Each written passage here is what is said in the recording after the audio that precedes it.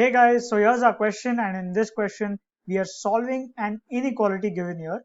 So the first step that we're going to do is we are going to multiply the denominator by -1, right? So when we multiply the denominator by -1, the inequality sign would change, and finally we are going to get x plus 2, and in the numerator x square minus 2x plus 1 can be written as x minus 1 the whole square, right? And in the denominator we are going to get x square minus 3x minus 4 when we multiply by -1, and that can be factorized into x minus 4 into x plus 1, right?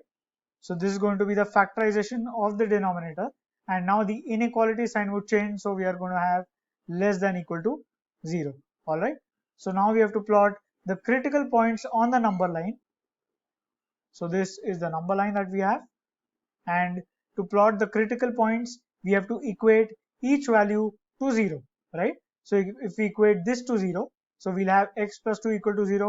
From that we'll have x equal to -2. If we equate the first value to 0, so this would give us x minus 1 equal to 0. From that we'll have x equal to +1.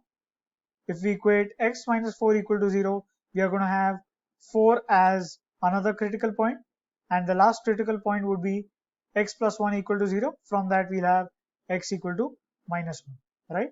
So these are the critical points that we have, and this value would tend to plus infinity, and this value would tend to minus infinity, right?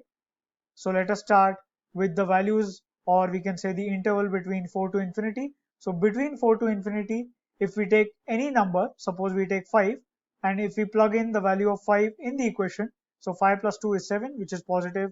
This is square, so this value is definitely positive.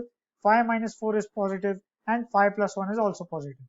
So between the interval 4 to infinity, we are going to have the plus sign, right?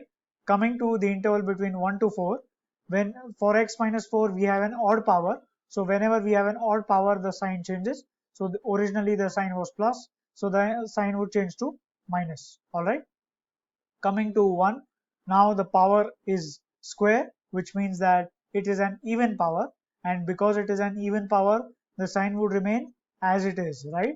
This is very important here. Coming to -1, here we have an odd power, so the sign changes and we have plus. Coming to -2, we have an odd power, again the sign would change. All right, so because we are solving it for less than equal to 0, we are going to consider the interval between minus infinity to -2 and -1 to +4, right? So our answer is going to be x would belong to minus infinity to -2, where -2 is included, union -1 included to +4, right? So this is going to be our final answer. We have taken -2, -1 and 4 included because we have an equal to sign here. So this is going to be our final answer. Thank you.